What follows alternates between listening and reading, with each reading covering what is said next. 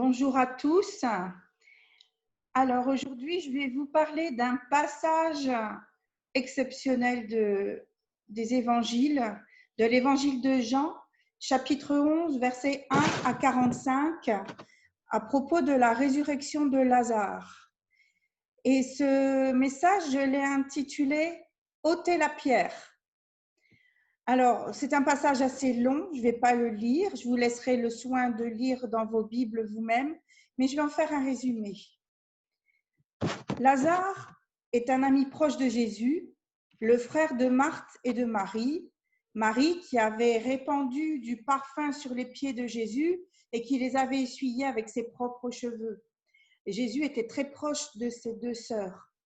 Les deux sœurs, Marthe et Marie, ont vu leur frère malade, très malade.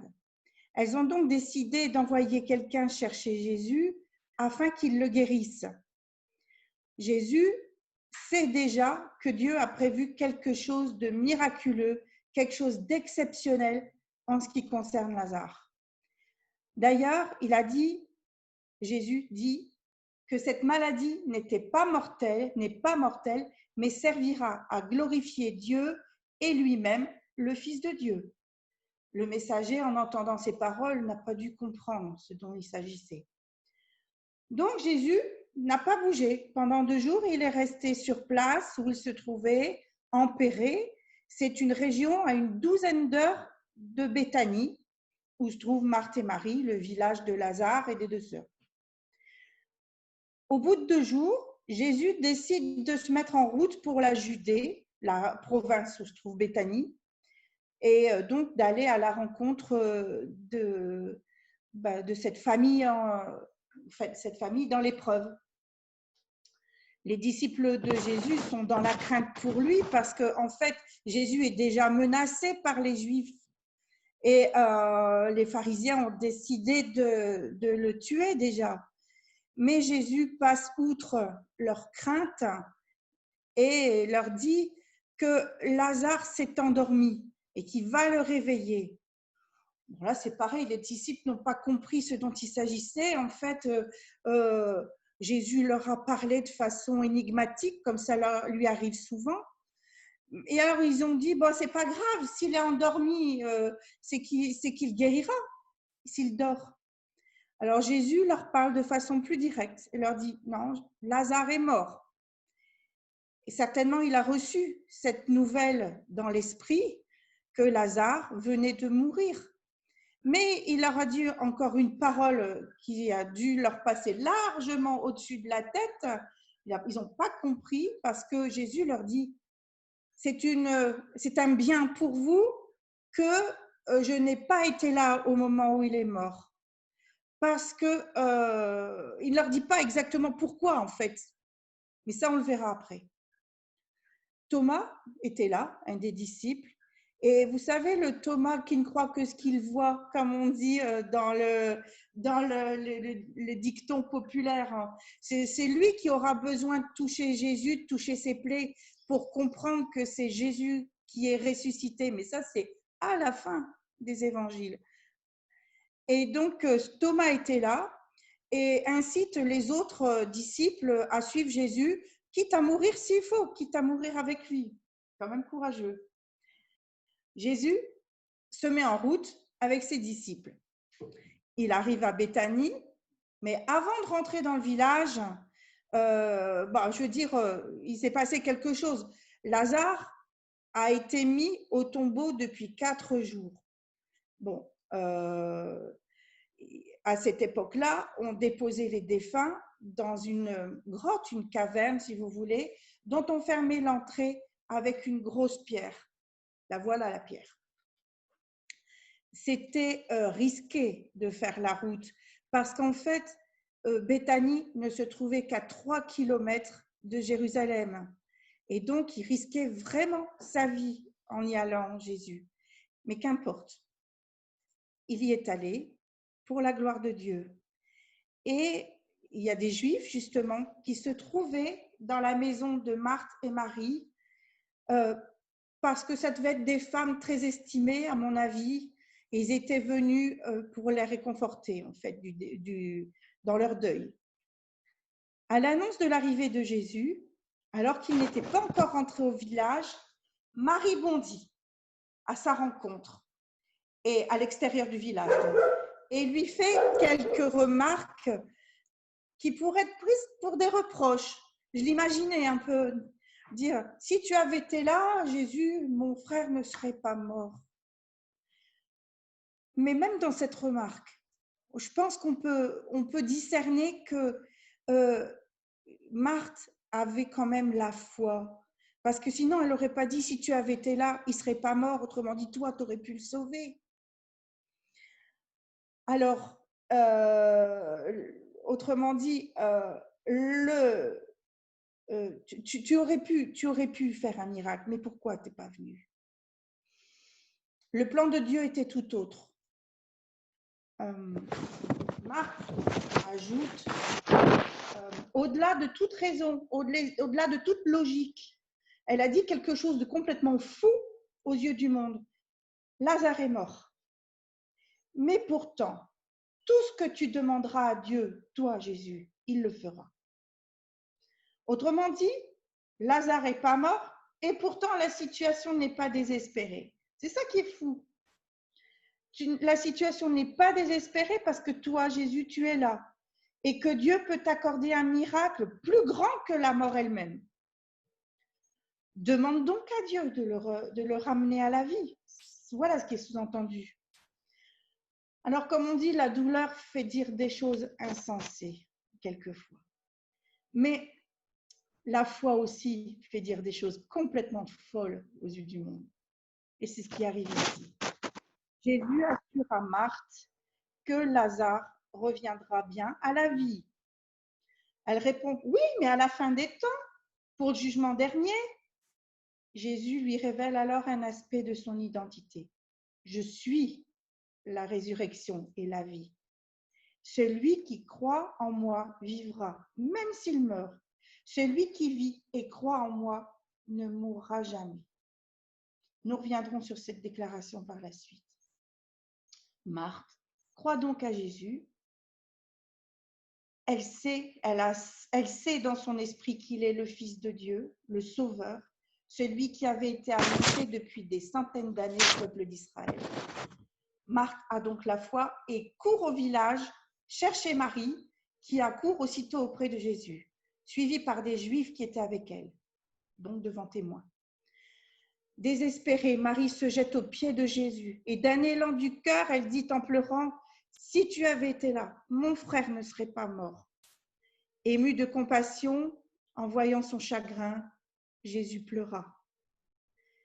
Mais certains commencent à médire, à parler sur le dos de Jésus, comme on dit. Comment se fait-il que lui qui a guéri tant de malades n'ait pas pu empêcher que Lazare soit mort, Lazare de mourir? Bon, laissons-les dire derrière. Laissons dire les gens. Jésus a demandé à ce moment-là à être emmené au tombeau de Lazare, cette caverne fermée par la grosse pierre. Il demande alors qu'on ôte la pierre.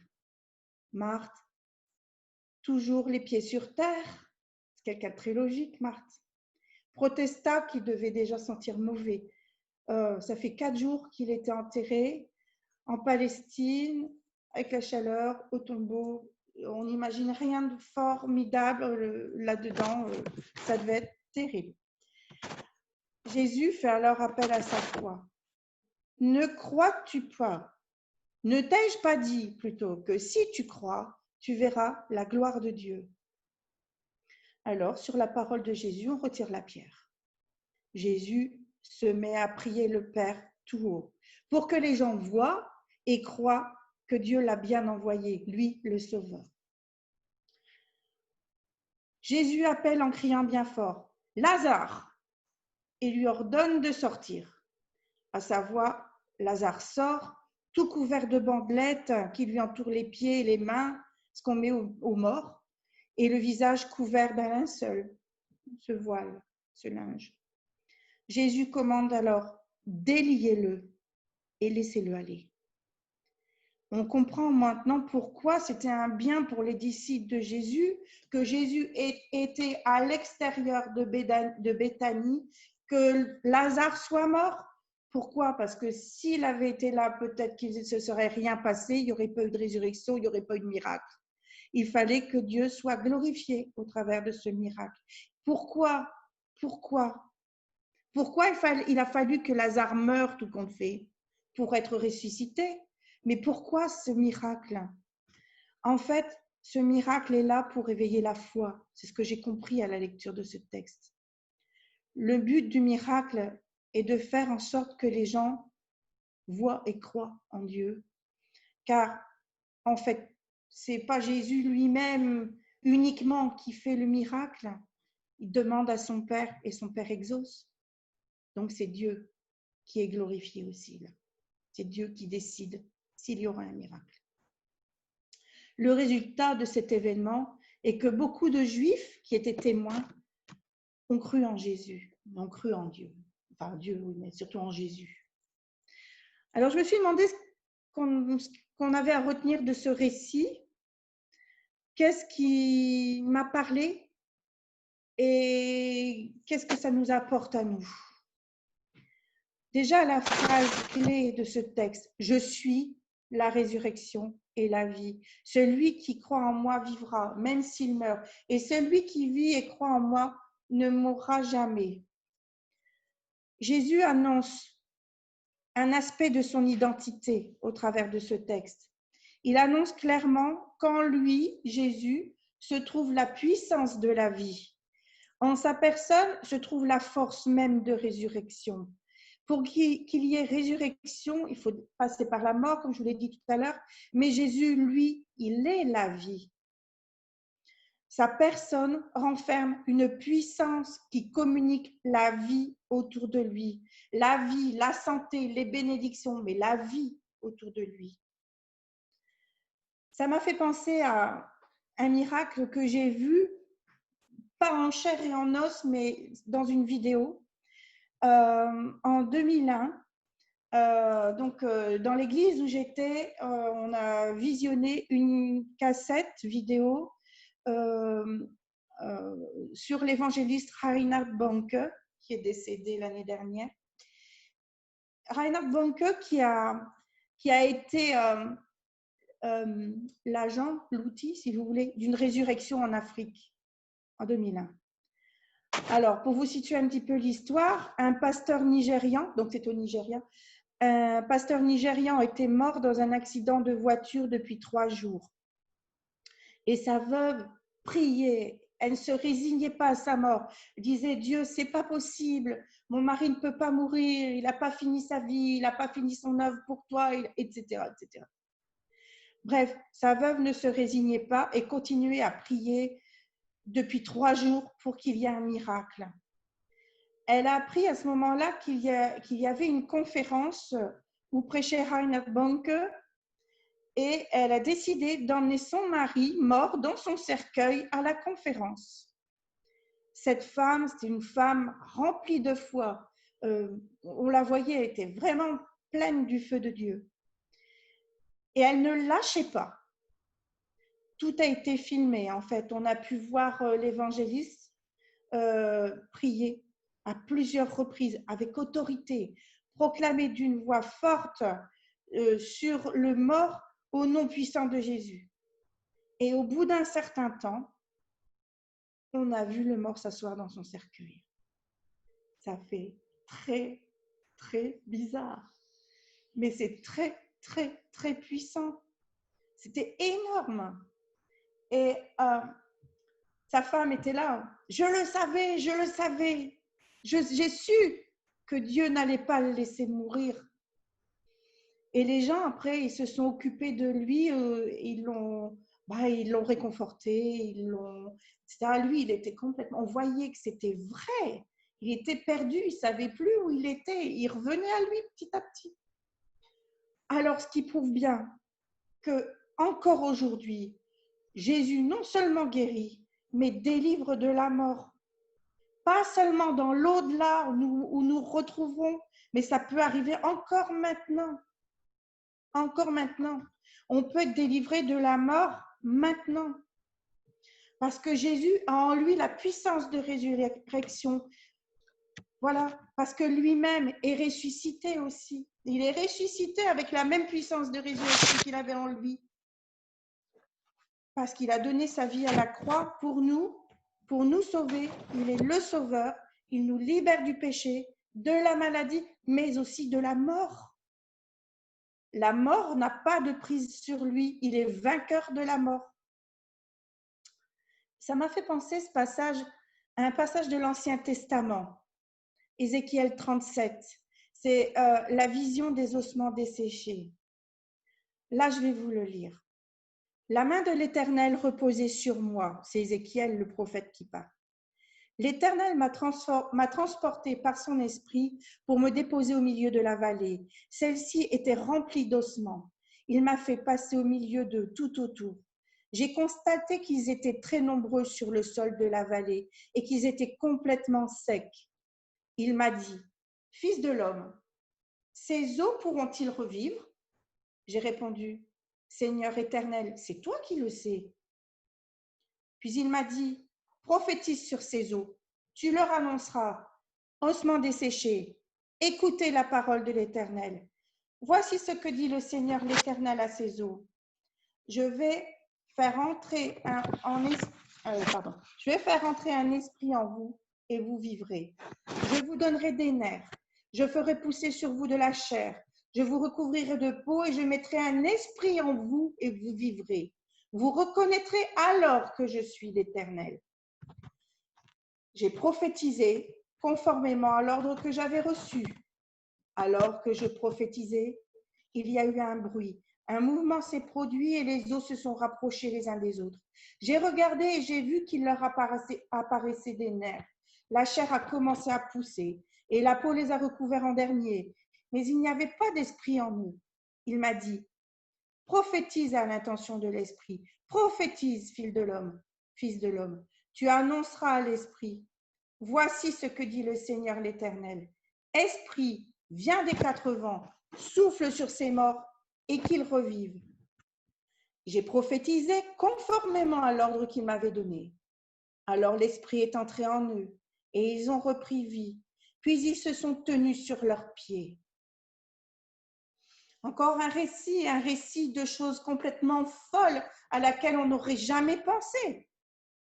Dieu est à l'origine du miracle. On le voit là encore. Il dit à Ézéchiel, prophétise. Il le dit au moins 5 fois. Parle, prophétise, proclame. Proclame que ces eaux vont revivre et tu verras, ça va arriver. On voit là la proclamation, la parole créatrice que nous devons mettre en œuvre. Dieu annonce. Il est la parole, il est le créateur, il nous a créés à son image. Nous avons une puissance depuis que nous sommes en Jésus-Christ. Au nom de Jésus, nous pouvons proclamer et les choses arrivent. Ézéchiel ne connaissait pas Jésus ça se passait des centaines d'années avant, mais il avait cette capacité parce que Dieu lui a donné le Saint-Esprit pour le faire. Et c'est une chose qui se passait de façon exceptionnelle à l'époque parce que à cette époque-là, le Saint-Esprit venait ponctuellement sur des prophètes et agissait de cette façon. Il proclamait les choses arrivées. Il proclamait ce qu'ils entendaient dire, que Dieu leur disait ou leur montrait. Nous, depuis la Pentecôte, nous avons cette capacité aussi. Ce qui se passait de façon exceptionnelle depuis la Pentecôte, je veux dire, nous pouvons le faire parce que le Saint-Esprit nous a été envoyé. Le Saint-Esprit est envoyé pour toute personne qui croit en Dieu, qui met son espoir en Dieu, qui veut recevoir Dieu dans sa vie. Et il faut le désirer pour le voir, pour le vivre. Il faut que nous demandions à Dieu de recevoir le Saint-Esprit en plénitude. Sans le Saint-Esprit, nous ne pouvons rien faire. Il faut que nous ayons soif de plus. Et grâce au Saint-Esprit, qui est le don de Jésus pour nous, pour nous accompagner tout le long de notre existence, grâce au Saint-Esprit, nous avons cette puissance en nous, une puissance plus forte que la mort. Ne t'ai-je pas dit que si tu crois, tu verras la gloire de Dieu? La foi déclenche les miracles. Et quelquefois, l'inverse est vrai. Le miracle est là aussi pour nous aider dans notre foi. Si tu crois, tu verras. Et quelquefois, Dieu nous demande d'être un peu plus mûrs et de croire avant de voir. Comme le dit Hébreux 11, c'est par la foi que tous les personnages de la Bible ont obtenu leur miracle, l'accomplissement des promesses de Dieu à leur égard. La foi est la certitude qu'on obtiendra ce que l'on espère. C'est même dire qu'on l'a déjà obtenu, même avant de le voir. Et c'est notre foi qui plaît à Dieu et il honore nos prières. Hébreux 11, versets 1 et 2. Il y a un mot qui a résonné beaucoup et qui est à l'origine du titre de mon message d'aujourd'hui, c'est « enlever la pierre ». Déliez-le et laissez-le aller. Quelquefois dans nos vies, nous avons de grosses pierres qui nous empêchent de vivre, qui nous bloquent dans notre évolution spirituelle ou humaine, simplement nos projets. Nous sommes confrontés à des blocages. Nous prions et malgré tout, l'obstacle ne bouge pas. On dit Jésus, fais ci, Jésus, fais là, regarde, il se passe ci, il se passe ça. Et nous ne pouvons pas débloquer les choses par notre prière. Jésus ne débloque pas les choses. Jésus nous donne un ordre aujourd'hui. Retirez la pierre. Cela fait penser au commandement. Dites à cette montagne de sauter de sauter de là et de jeter dans la mer. Marc 11, 23. Je vous le dis en vérité, si quelqu'un dit à cette montagne, retire-toi de là et jette-toi dans la mer, et s'il ne doute pas dans son cœur, mais croit que ce qu'il dit arrive, il le verra s'accomplir. Nous devons prendre conscience que Jésus nous donne ce pouvoir de détruire nos obstacles. Pour ça, il faut proclamer. Par exemple, dire « toi » et on nomme l'obstacle. « ôte-toi de mon chemin. Va-t'en de ma vie au nom puissant de Jésus. » Ça peut être différentes choses. Ça peut être la pauvreté, la solitude, la peur, une maladie, une brouille familiale, n'importe quoi. Bref, il faut l'appeler par son nom et lui donner cet ordre, va-t'en au nom de Jésus. On voit à travers tout ce développement qu'à l'image de Dieu, notre parole est créatrice. Nous parlons et cela appelle la chose à l'existence. C'est très fort, c'est super puissant. Nous devons apprendre à nous servir de cette puissance qui se trouve en nous. Et sur notre foi, en appliquant ce commandement de proclamer, nous verrons les choses s'accomplir et cela renforcera notre foi. Déliez-le et laissez-le aller. Cette parole est du même style. Nous avons la puissance de libérer notre vie et aussi la vie des autres. Sur notre parole au nom de Jésus, car c'est Jésus qui nous a conféré ce pouvoir. C'est son nom qui renferme une puissance surnaturelle. Au nom de Jésus, nous pouvons délier nos proches des puissances mauvaises et des maladies. Au nom de Jésus, laisse-le aller. Au nom de Jésus, laisse-la aller. Libère, dégage. Au nom de Jésus, tu t'en vas.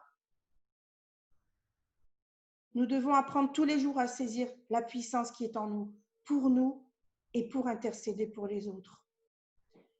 Au nom de Jésus, proclamons des résurrections dans nos vies, des choses que nous croyons mortes pour qu'elles reviennent à la vie, des choses pour lesquelles nous pensions à tort que c'était trop tard, comme un espoir de choses qui n'arrivent pas, un appel qu'on croit avoir perdu, un mariage qui croit être perdu ou qui n'arrive pas. Proclamons des choses pour qu'elles existent au nom de Jésus-Christ. et arrêtons de porter le deuil de nos déceptions et passons à l'action au nom de Jésus.